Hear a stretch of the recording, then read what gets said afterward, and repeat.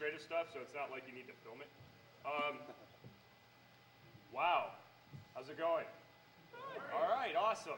I'm supposed to make a few announcements, and I'm going to give stuff away. But announcements first. There are parking discounts things at the front at the registration desk. Anyone drive in today? Handful of people. I heard the gates were just up and frozen open. So I'm not sure that your parking discount is needed at this point because I think it's just free parking at the hotel. Tell your friends if you feel like going home and get your car, you can bring it back and park for free. We have a cell phone still, I think. It's a blue Samsung, but we know whose it is because their wife called it last night late. So if you're missing the cell phone, go to the front desk or to the registration desk and pick it up. And it seemed like there was something else. Oh, if you registered a room at the hotel and you registered it outside the Shmoocon room block, please tell the front desk that you're with us so that we get credit for it. It helps us at the end of the day when we're living up the bill. So, Der Cloud Talk. Ja, gut, Cloud ist halt, das ist auch okay, also ich meine, ich bin entspannt. Also. I can grab a mic too. Haha, hello! There, I can be loud. I'm going to ask questions. This year we printed questions on little pieces of paper to prevent me from having to come up with questions on the fly, which were usually dumb, and I just ended up throwing crap into the audience. So, what does the J in Homer J. Simpson stand for? J. So, you get your choice of professional penetration testing, or, God bless it, a Bout of My Firewall t-shirt with a Shmoo mouse pad. Of course you're going for the shirt. If I ever see you wearing it, sir, I'll rip it off your body. Hate that thing. Next question. What chairman of Apple coined the term PDA? This is according to Wikipedia, so this could be totally wrong. It says Cthulhu here. It's a really funny joke, too, guys. It's no one? Name us the CEO of Apple other than Jobs. Scully, that's who it was. Who said that? All right, sir, you won yourself professional penetration testing. You can become a professional penetration tester in 496 pages. That's all it takes. Anyway, thanks very much. Okay, so Enno and team are back again. This is your third year at Shmoocon, I think? Third year at Shmoocon. You guys do fantastic networking work. I'm really glad that you guys are able to make it back and brave the weather and the elements and brought a whole bunch of gear. So it promises to be an interesting talk. Are we live on the internet? The internet's looking good? Nods, heads nods. Okay, good. There we go. All right, we got a response. Anyway, I'll let you guys take it away. Thanks very much. Thanks, Bruce. Good morning, everybody. My name is Enno. Some of you might know us from recent years. We have been presenting both last editions on, say, related stuff. That means networking stuff. This is Oliver. Some of you might remember Daniel looking like a German Viking, so he's easily identifiable. Today we are going to present, and we changed the title of the talk compared to the one that's in the, say, official agenda. In the official agenda, that one sounds not too appealing, admitted. That is analysis of a broken protocol called WLCCP. That will be one half of the talk. The other half will be more, say, modern stuff, as WLCCP is a bit outdated. And so we changed the title to some notes on Cisco Enterprise WLAN solutions, which much more reflects what is in the talk. That's a pity for those who are not here, given the, say, not appealing title of the initial talk. But I mean, filing the submission that happened 3 months ago, and at the time we had a vague idea. There is something around, but we had not yet had the time to figure it out, which has changed significantly in the meantime. So who are we? All three of us work for a German security consultancy called ER&W that I founded back in 2001. And we have a blog, we have a conference called Troopers, so we are quite active, say, in not only researching security and performing, say, assessments at customer sites, but as well in the public or publishing transport knowledge space of security. The agenda is a pretty simple one. There's some introduction. After that, we have to give you an overview of the technologies we are covering and potential attack paths. then there are several generations of the Cisco enterprise WLAN stuff, and those generations usually are given marketing acronyms. And those are, you can see here, SWAN, or that very easily pronounceable CUWN. And obviously there are some conclusions in the end. The background is the NW in the company name stands for networking. So most of us, or the company as a whole, has some history in networking. So we, from time to time, it's not our main work. Our main work is performing assessments and providing, say, consulting services, but mainly performing assessments. But besides this, from time to time, we do traditional implementation work of network gear, and we touch Cisco stuff occasionally there, and we sometimes had the feeling, oh, there is, that doesn't look good security-wise. There is something hidden. We had the impression, well, this looks strange, this box behaves strange, so we should have take a closer look one day, and as there was practically no, say, independent security assessment of the stuff available, we simply decided, build a lab and spend some cycles on looking at the stuff, and the current talk is, say, the outcome of some of those cycles. Additionally, it turned out that one of our very large customers was interested in getting an independent assessment, so thankfully some part of this was paid, which is obviously the ideal solution, or the ideal way of performing stuff like this, getting money for it, at least as long as you still have the intellectual property, which is not the case, say, if you are government-sponsored.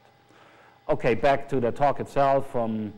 What we want to do here is obviously entertain you, provide some insight into these solutions and their security aspects, and to some degree have a discussion what can go wrong when using or designing protocols, and which are things that should have been learned in the last 10 or 20 years, but still aren't, say, available in every protocol designer's head. The landscape we look at roughly looks like this. Usually there is, obviously, I mean, we are talking about wireless, so there is access points.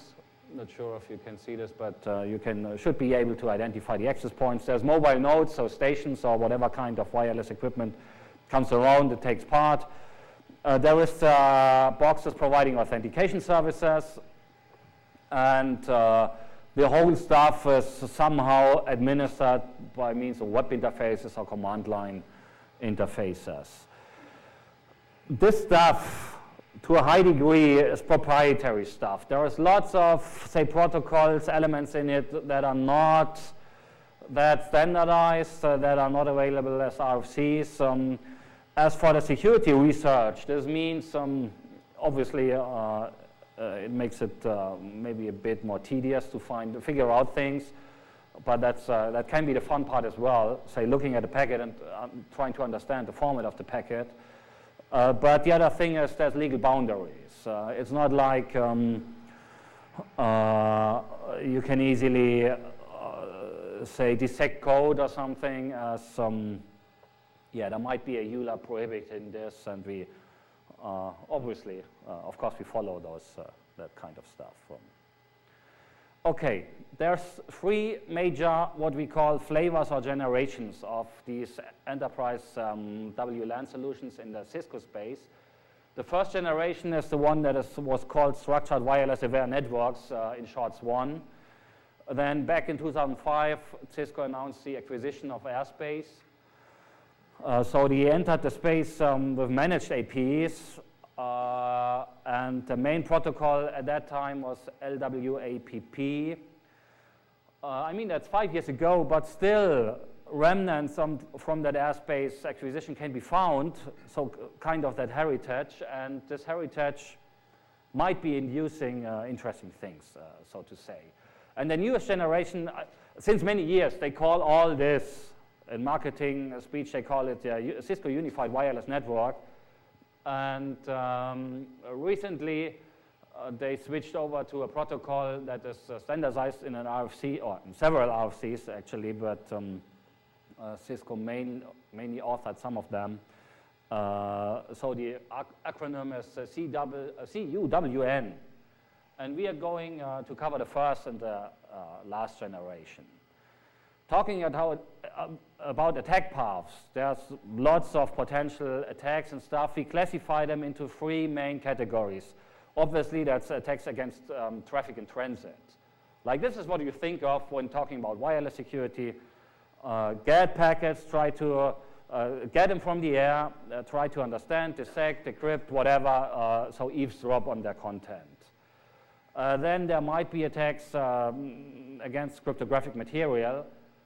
Obviously, they can be related to the attacks against traffic in transit, but they might be used for other purposes as well, like injection of rogue devices, which have to identify or authenticate in the overall picture, and this might be based on cryptographic procedures. Getting out the crypto stuff for the keys, the key material, might serve different purposes than just, say, eavesdropping on traffic. And third, that is what we call attacks against components, which might be physical removal or replacement, and attacks against management interfaces.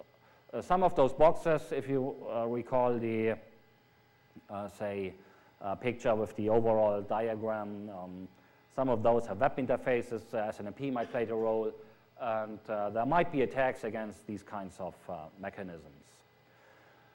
Roughly speaking, this is the first generation called SWAN, and what we have there is so-called WDS domains. There is in those domains there are access points. All those devices are connected somehow in the back by wired interfaces. There is authentication services, which in the Cisco world are provided by ACS. And in the bottom part, in the upper part of the diagram, you can see something called WLSE. That is a proprietary device. In fact, it is, this one is in WLSE, which performs management functions. So we have management, we have authentication, we have access points that somehow communicate across wired links, and obviously, in the end of the day, all this serves for wireless nodes, stations, clients. As for the, say, architecture, in this one generation, there was no managed access points in the sense they were dumb and were configured centrally, but they were still autonomous, but could be configured by means of a central entity. Think like Cisco Works configuring devices, and this is much or less the same what happened in the SWAN world. There were two possible management say devices, the WLSE, the one we have here, or there was a module for the CAT 65K. In the overall picture, Cisco introduced a term called wireless domain services, which can be thought of, say, the whole of the communication services and services provided by the architecture. And the communication between entities, mainly between access points, were implemented with the help of a proprietary protocol called WLCCP. This is where I switch over to Ollie, who did the main research work as for WLCCP.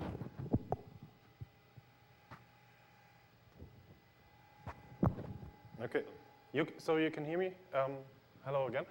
WLCCP is the protocol supporting all this wireless domain service structure. The structure is always involves this that has somehow a controller, which does say the management, the centralized management stuff, which is also responsible for some kind of authentication functions and stuff like that.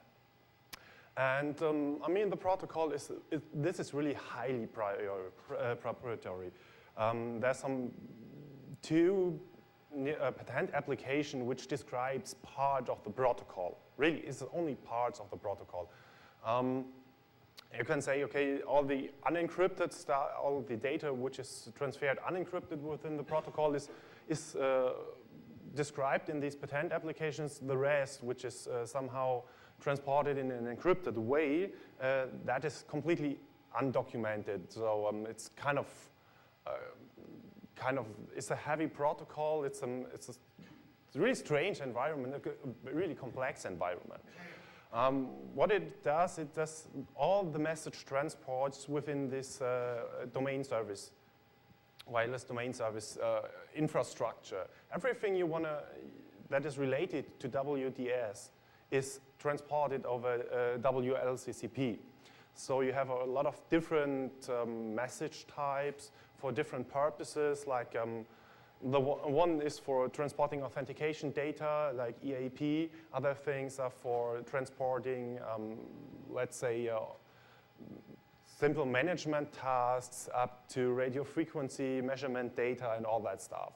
And basically, we have about two encapsulation modes for this, because there are several packages which are only relevant within the local subnet. So within the local subnet, you just encapsulate all the stuff into an Ethernet packet, send it out, that's okay.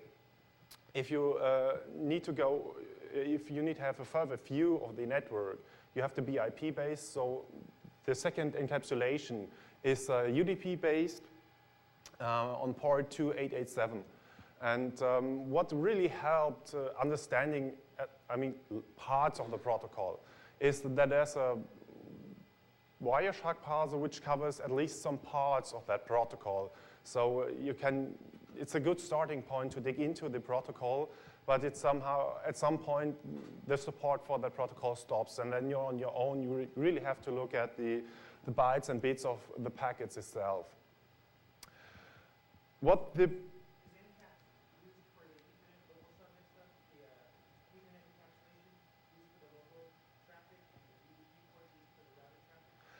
so the question is, what kind of traffic is it? This is normally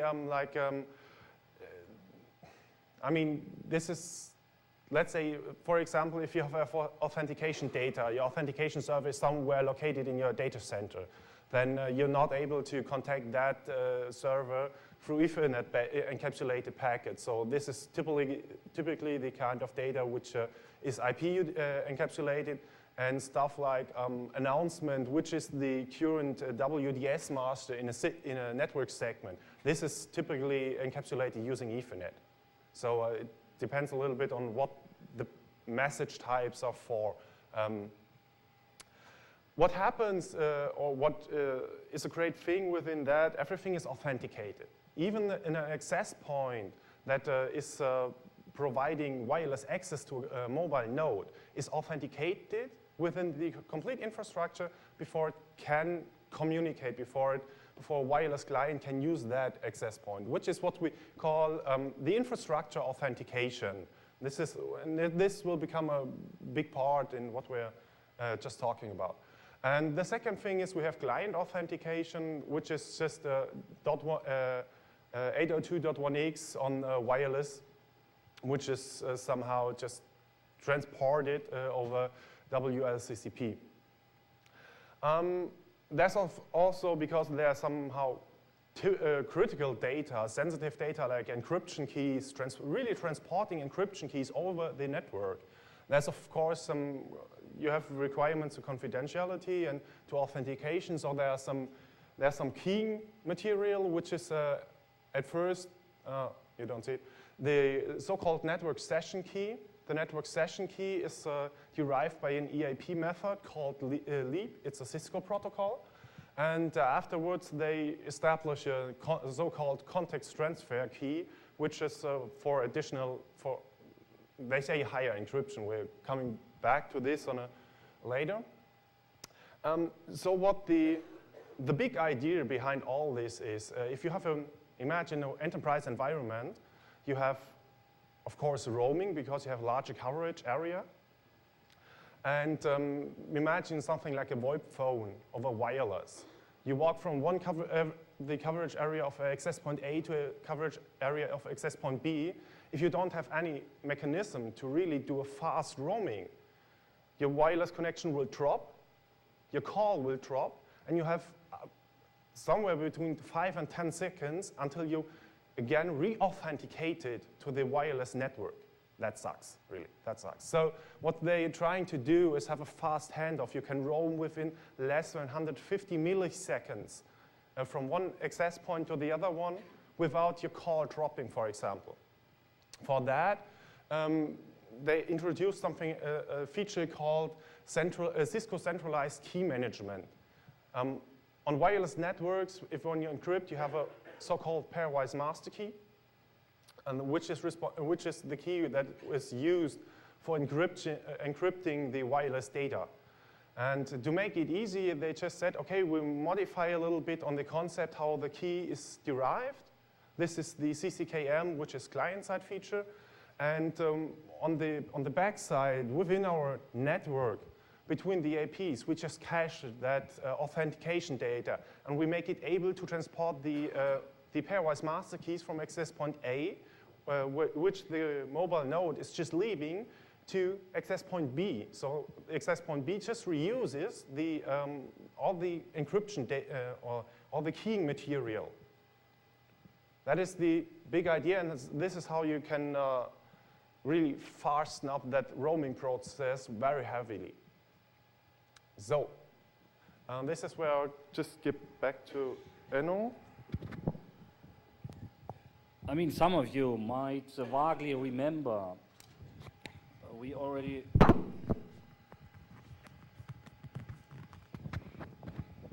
is there a mobile mic that we might have? Is another one, so we don't have to switch this every time. I mean, there's not too many switches, but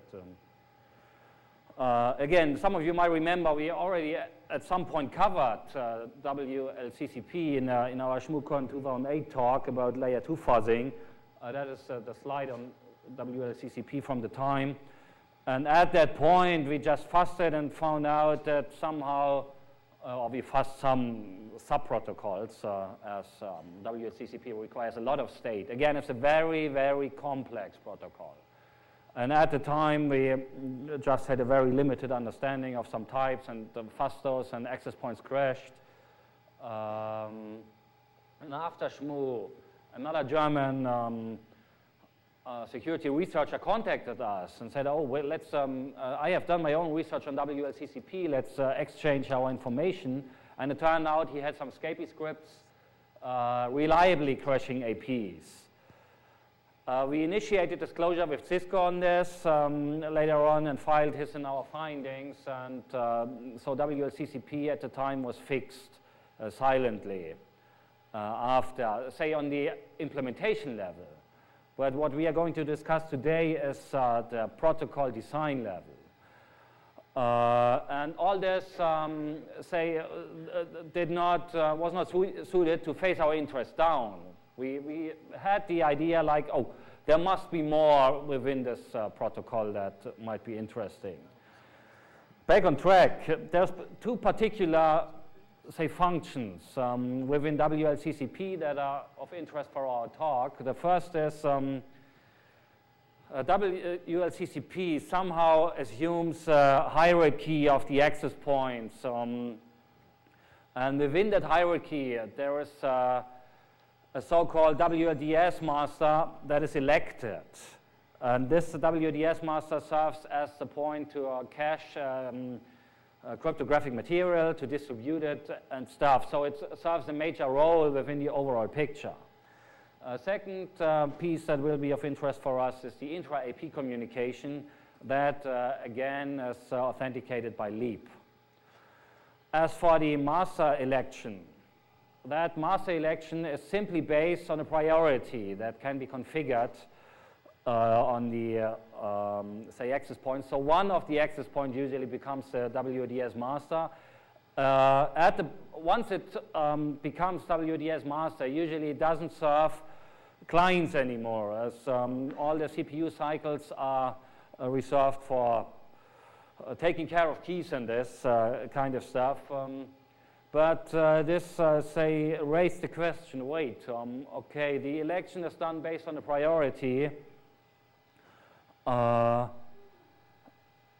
Wasn't there a long time ago another Cisco protocol that had the same mimics of electing some important point by priority and right? There was a protocol, HSRP, and some of you might remember there have been quite a number of attacks and attacks tools against HSRP. The most known one is Yersinia. And the question immediately is, okay, what happens if another entity shows up that has a better priority? Depending on the priority election process, in some protocols it has to be higher, in others it has to be lower. In the case of WLCCP, it has to be higher. Whenever we can inject a device that has a better priority, it might, say, push the foreseen WDS master aside, take over the role, which might have the impact of first denial of service, as the role of the WDS master is no more performed correctly, or in the future, or subsequently, say, traffic redirection, like okay, force traffic or some communication processes to go through the WDS master. We leave it up to you if this is good protocol design, say even in, I think, Ollie, was it 2002 when the patents were filed, or 2003, something like there.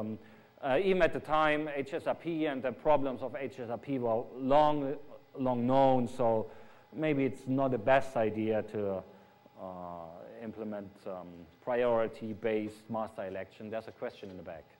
So I guess to just come out and say it, why did they make the same mistake twice? Why do you think they did that in your opinion? I'll repeat the question. Yeah. The question was, do you have an idea why they repeated that mistake? My answer would be, to my perception, I've been working a lot in carrier space and in, say, vendor space. There is teams designing protocols. Those teams do not necessarily communicate to each other. And it might even be, say, the team responsible for somehow designing WLCCP, had a wireless background. So engineers with wireless background, not too much focus on, say, IP or routing protocols, so not equipped with too much knowledge what happens in that IP space, where contrasted to their own IEEE wireless engineer space. So maybe no exchange of information. That would be my estimation why this might have happened. Stuff like this happens a lot in the, say, voice over IP space as well, where telephony engineers with a telephony background come into protocol design, and they have no idea what happens in the IP space and what are typical security flaws in the IP space. Maybe it was the same here.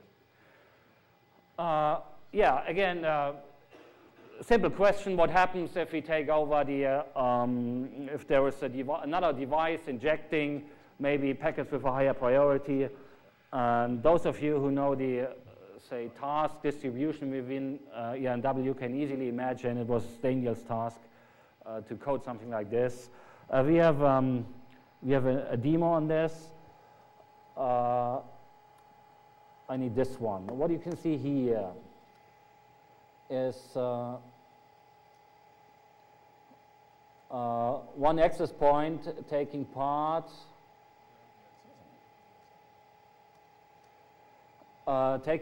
in this overall WDS structure, and that access, the WDS master in our case here, is the one that has in the last octet .10. So I'll turn on debugging for WLCCP packets, and Daniel. Can you see this, or should we enlarge the font size? Is that okay? Okay. He coded a small tool with the not so creative name, WLCCP attack. which injects packets with a given priority, and once he starts injecting, one can see in the back there is WLCCP packets showing up. There has somehow changed. You did, most certainly you did not notice this. The MAC address of the sender has changed, and the packets are SCM advertisements, where SCM stands for subcontext, which is a certain, say, structure in the overall WLCCP picture. What is interesting is that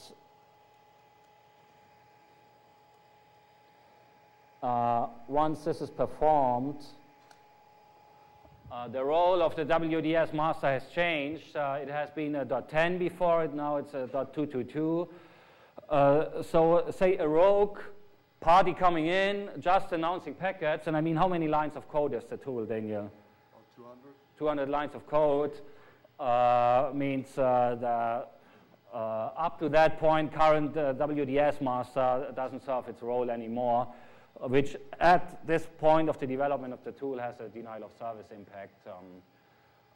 Now, this access point tries to undergo leap authentication with the WDS master, which is Daniel's laptop, which doesn't provide leap authentication. But again, this is the first proof of concept that the concept of a priority-based election of somehow important infrastructure devices might not be the best idea without, say, any authentication at that point of time. Okay, again, we are going to switch speakers. We have another demo prepared. Remember, there's two parts within WLCCP that were of particular interest. First, the master selection process. This.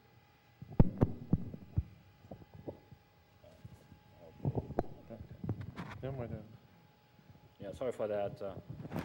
But it should Kind of unhandy with one. You hear me? Yep, great. So, I mean, the second part of WLCCP, which is interesting, is what we call the intra-IP communication, because there's this WDS master, which does all the controlling and management, and there are the, I would call it them slave access points, because they're just doing, they're doing the real wireless stuff, but they're from a management view, they are just slaves. And I told you they are authenticated. There's some special infrastructure authentication method involved, which is called LEAP, like a lightweight EAP. It's a Cisco proprietary protocol, and remember, I mean, I think it was in the end of 2005, Joshua Wright gave a talk at, I mean, I think this was DEF CON, right? No, I think, did Joshua give us, when did he release S-Leap? Wasn't it at Shmoo? Was it? I think it was at Shmoo. At Shmoo or somehow. In 2005, he showed LEAP is basically is basing on a challenge response mechanism. And then you have some, let's say, some encryption key, which is too short and revealing some bytes and so on. The overall picture is you can, if you have a sufficient large word book, you can break authentication based on LEAP within seconds. This is, I mean, you're doing infrastructure authentication and you're able to break it within a short time, which is, think about building up trust with a broken mechanism. This is it. And so we thought about how should this work in a secure manner? Is it possible in any way to do it in a secure manner? If you read the patent application, Cisco says, oh, hey, we know Cisco LEAP is insecure and somehow it's related to password strength and all that stuff. So we do use another key. We introduce another key for encryption and authentication, which is not LEAP, but somehow if you look at the key derivation, I will show it to you in a moment, the key is, or the key which is derived by LEAP is somehow involved in the new key generation mechanism. So this is like building a house on sand. it will drown at some time. So this is where we think about, hey, you're doing infrastructure authentication, you're trying to build up trust, and you do it on broken mechanisms, and you say, oh, we are secure because we have a separate encryption key, but it's all based on an insecure mechanism. And it was about to say, let's prove that it's really insecure, that it's hackable. And it took some time. What happens in the background is just a normal leap authentication as you would have it within, let's say, a wireless network protected with leap. And so you have a look at the packet, you dissect the packets and all that stuff, and then you can just take that data out of it, put it into ASLeap, and ASLeap gives you the password, which was used for authentication. And that password is really, this is important. Because of the password, there is this so-called network session key derived. The network session key is the keying material, which would also be used if you have leap in a wireless environment. And then they say, okay, now we do a new key derivation, the context transfer key, which is for encrypting and authentication critical data like pairwise master keys we transfer between the different APs. And if you look at the on the key derivation scheme, it's totally easy. The so-called PRF function is the same key generation function which is used within the wireless. It's a standard function. The function is okay. The function is secure. You just what this function essentially do is an HMAC SHA1, and you have some input data. The input data is somehow, of course, the so-called network session key for the HMAC, and there's some. Let's say they just put it all together to a string and then derive the key on it. There's some string called S1, EN to EA, link context transfer key derivation, which is just some random string. And then they have these IDs for the access point, who is just authenticating, and the authenticator, which is the WDS master. And then these two devices just exchange a nonce between each other. This is all. And you just take all that data, put in the PRF function, and you get a context transfer key. And you take that key, which is with HMAC based on the already broken leap key, and encrypt and authenticate data with it. Honestly, this is insecure. This is where we say this is a bad protocol design, because it's known that leap is insecure and that you can break it. And I mean, the funny thing, if you look at on the market, this infrastructure was sold around 2005. And Cisco was already aware of leap vulnerabilities, but they did it. They just did it. So how could a practical attack be? The first thing is you need to get access to that. We call it wired backbone of the APs, which is just the distribution set where all this communication takes place. So the easiest thing might be just find an access point, pull out the cable, and connect your notebook to it, which I guess will work in nearly every deployment. So the next thing is identifying which devices are capable of speaking WLCCP, and which is a trivial task because it's UDP encapsulated. Just take Nmap and you will find them all.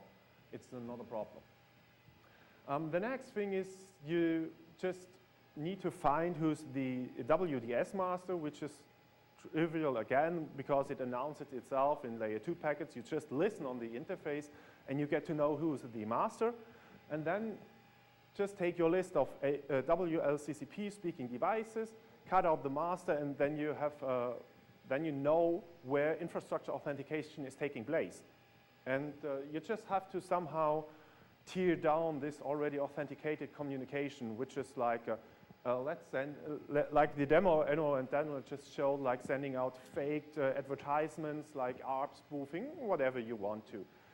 The only essential thing is you need to have access to the packets carrying all the authentication data, and but that's okay.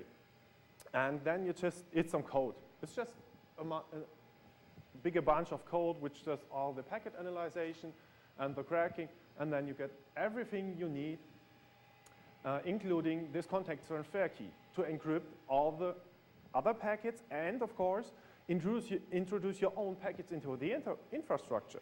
You can say like, hey, give me the pairwise master key of the following mobile node if you have a correct CTK.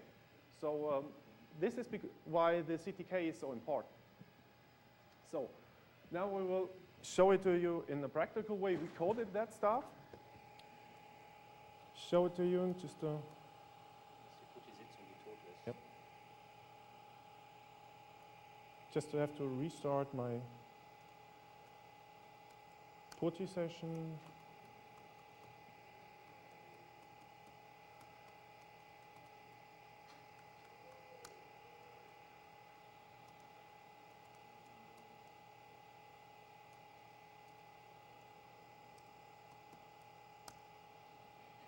So here we go.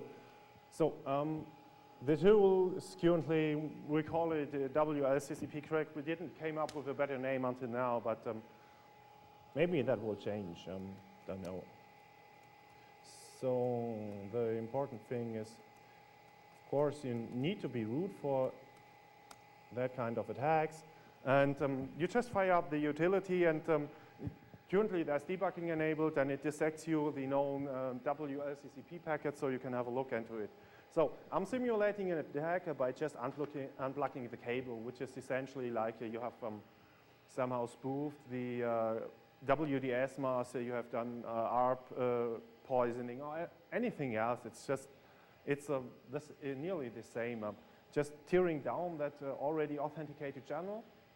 And from that moment the device recognizes it, it just starts to get the authenticated channel back on. And this is what we are waiting for. I hope that should be enough of time. It nearly takes about 20 to 40 seconds. So, and then that will be...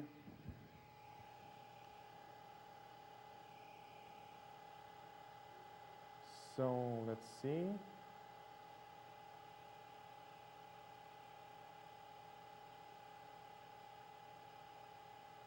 No, that was too short. Shit. So you see, this is the most critical part of it. You have to wait for the right time until this authenticated connection drops down. But this is everything. So this, what we see here, I will tell you a little bit about what you see. You see, this is data, and currently these are packets Daniel just crafted with his tool. What you normally see is the advertisement of the master saying, hey, I'm here, and it does include his own IP address, his own MAC address, and all that stuff. This is exactly the original package which Daniel took to write his tool from for crafting these packages. So I hope now we're good again. So cross fingers that it works. Okay, now it did work. Great. So I will scroll up a little bit just to see it from the beginning. These are all packets. So okay, this is leap response. So you see this, and this here, you see this find supplicant nonce line, which is part of the key derivation process. Here's the other nonce, and what you see here is when we have collected all the nonces, it's just an easy computation. It's just a little bit SHA-1 and some HMAC, and out there falls the CTK. What I originally wanted to additionally showed you, but this is, oh, okay. This is, it showed you that it also breaks the leap authentication, but I'm unable to show it to you right now because scrollback buffer is too short. This is, but trust me, maybe have an, no, where do you, we can, we have captured that. Do we have the USB stick here? Okay, so we'll just continue. If you want to see it in more detail, just come over. We have captured it. I can show it to you in live again. It's a universally repeatable. The crucial point is getting the CTK anyway. Yeah. Once we dispose of the CTK, all, say, subsequent intra-AP communication is kind of readable by us, which means once the access points between them start exchanging key material, the pairwise master keys of the clients, and those of you who have experience, say, in wireless hacking or WPA hacking, know what a pairwise master key is. It's the crypto material used for the it's the for basic. the clients. And once we get those, which are in turn encrypted by the CTKs, it's game over. Yep. So getting the CTK is the crucial part in it. So And the CTK again is the one that is just to finish it in a. yeah, this is CTK. Heap. Yep. No, just a little bit above. Okay. Yeah. The last one line of hex code. This is the actual CT key, which is just derived between these two devices, and just take the encrypted data, just decrypt it. That's all. And now you also can take part in that whole infrastructure, and you know the infrastructure authentication password. So you can do this infrastructure authentication process by yourself, by your own hacking tool, and all that stuff. So it's open now for every purpose you want to. Okay. So to summarize this up a bit, I mean, besides the crypto details, and we believe us, we saved you from much of the stuff. We only give a tip of an iceberg. Besides this, it turns out, again, in the intro I said it's about discussing protocol design, and it turns out, as Ollie said, build a house in sand. Build an extra key generation on a supposedly insecure authentication mechanism that in the overall doesn't work. So far for the for the Swan vault, for completeness sake, there has been a more or less exciting attack against the WLSEs, where they had hard-coded usernames that couldn't be disabled. I mean, that's back in 2004. But just think about it. Even in 2004, deploying devices with hard-coded usernames, not changeable, full admin access, not this, no workarounds. I mean, this shows how kind of broken this world of solutions is. But we have a second part that we will go through a bit faster, I think. I have no idea of the time, but people coming in gives a sign that other talks might be finished. So we are certainly good with 10 to 15 minutes. This is maybe simple, maybe not so simple overview of the whole picture in the latest generation, Cisco Unified Wireless Network. The interesting points here are there is wireless LAN controllers. Those are the devices deploying, say, configurations to access points. And there is, oh, wait, no, I mixed up the first one is the management entity, which was the WLSE in the old world. And now those devices are the LAN controllers pushing config details to the access points, which now, in this generation, this world, the access points are dumb. They are no more autonomous as they have been before. Again, we try to figure out what can be wrong in this world. Is there any security vulnerabilities? And I mean, firing up a simple sniffer, simply firing up Wireshark gave us the first surprise. What is this? What we saw is syslog data sent to a broadcast address. I mean, how crazy is this? And this gives, besides being funny a bit, this gives an idea how immature to some degree all this stuff is. I mean, stuff like this shouldn't be present in high-level network equipment sold in 2009. And we'll see more of this kind of stuff. Yeah, that's a question. Is that I mean, it is configurable, but it's just a default state. Still, it's yeah, I mean, how crazy is this even default state to broadcast syslog messages? Sorry? Yeah. I did not repeat the questions. Hopefully you don't mind me. I'll do my best in the future.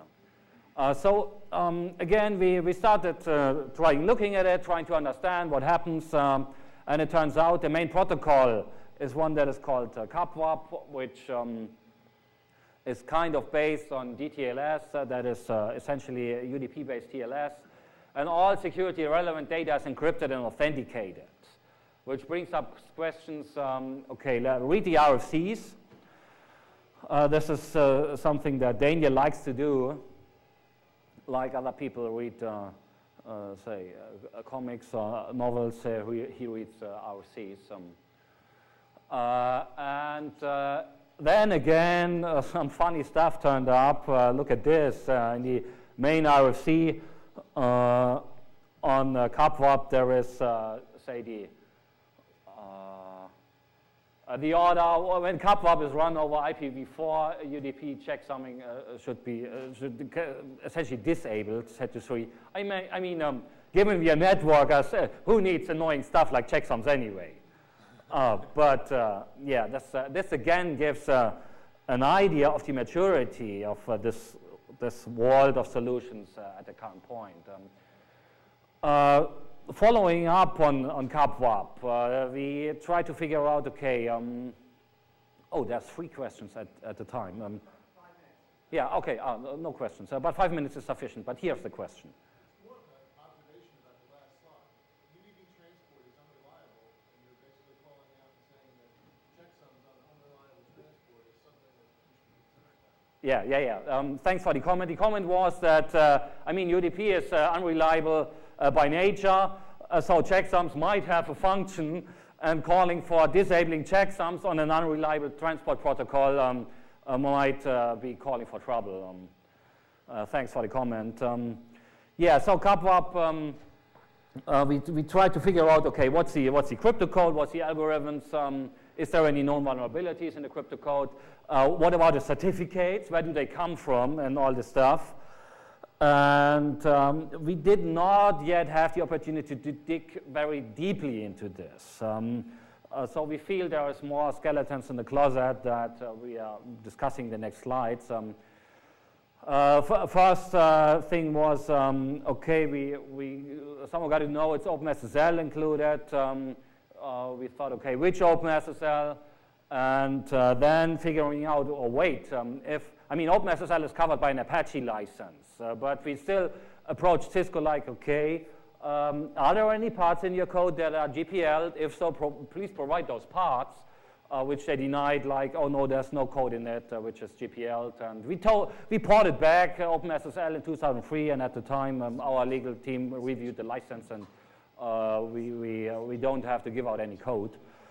I mean, 097B has vulnerabilities, but this is on a certain processing platform, so they might not be present or not be exploitable too well. We could not follow up on this too much. As for the certificates, Cisco does a, we think, clever thing here. That is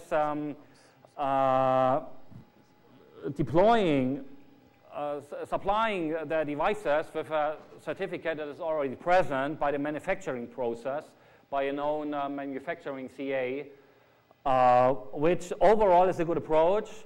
In the end of the day, it means that all devices disposing of such a cert are trusted by their peers anyway. So imagine cases like plugging off an AP, putting in a WLC that was acquired on eBay, which has a configuration option like disable all encryption, and this device is trusted as it disposes of the Cisco cert.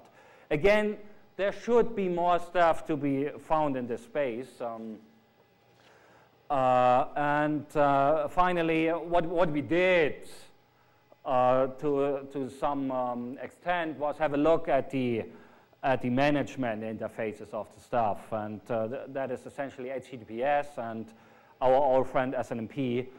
You know that, or some of you might recall that in most talks we somehow mention SNMP at some point, and it turned out WCS has after 15 minutes, a guy from our team, Simon, who's mainly performing web application pen testing, came up with this one. It's blacked out. It's part of a disclosure process at the very moment. But again, it was found after 15 minutes, fiddling with some tools. I won't mention this, not to give out details. But there will be more, and I mean, this is management, this is high-end equipment that costs a lot of bucks, and stuff like this shouldn't be present in 2009 or 2010. As for SNMP, it turned out there's lots of stuff that is readable. I mean, it's per default private and public, and those of you who say that shouldn't be the case are certainly right. Still, we can tell you in deployments we have seen, public and private is present, as people are happy to get over stuff running, and they don't care of SNMP communication which is needed between the WCS and the WLC. There is kinds of interesting stuff that can be found, get the release numbers out, identifies IPs, all kinds of strange named key stuff that has to be investigated further on.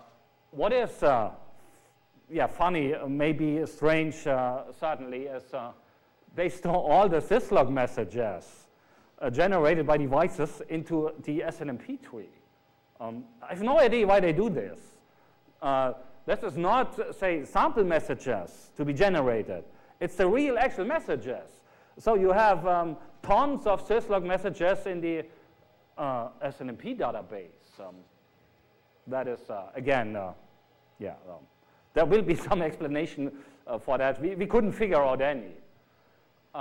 There is some heritage from the airspace vault that is, at a first glance, this looked very interesting, as it means there is a piece within SNMP that stores the community names. So having read access to that one might be able to reveal the right community. We tried to exploit this. It didn't work. We think there was some use we were not aware of. But again, putting SNMP configuration into SNMP itself in a recreate OID, this is heritage kind of stuff. So what was interesting is there are username and passwords for the local administrators of some entities. Unfortunately, the passwords are obfuscated, so we couldn't modify or get them out or write them. But hey, I mean, why reset a password of an existing user if you can add new admin users with a given name and a given password? And this is the last demo for today. Daniel is going to provide. For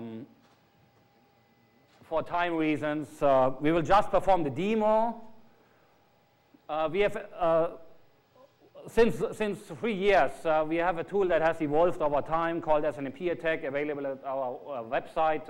You should be able to find the link. It's not offensively linked due to German laws and stuff, but so what it does is there is an option in it that updates, gives a new user on the WLC that is provided by the, say, attacker, which is nice, again. So what are conclusions? Conclusions are those solutions overall are complex beasts. Be aware that there might be some obvious, as we showed, or not so obvious security vulnerabilities in them. Getting back to what Bruce said in his yesterday opening remarks is, use common sense when deploying. That means, obviously, we have a white paper put together on stuff like this, which will be released together with the code, where all the basic rules are in there. Take care of SNMP, take care of segregation, all this stuff. But the message we want to give you is that this is not only specific to Cisco or to WLAN enterprise solutions. Stuff like this can be found in voice over IP enterprise solutions, in what kind of, say, database, in backup solutions, all the stuff, proprietary stuff, suffers from not too hard to find security vulnerabilities. That's it. Thanks for your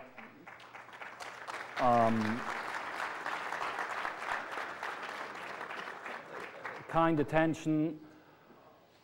I'm not sure about how much time do we have for questions. No time. Okay, we are here. If you have any questions, approach us and have fun at Shmoocon.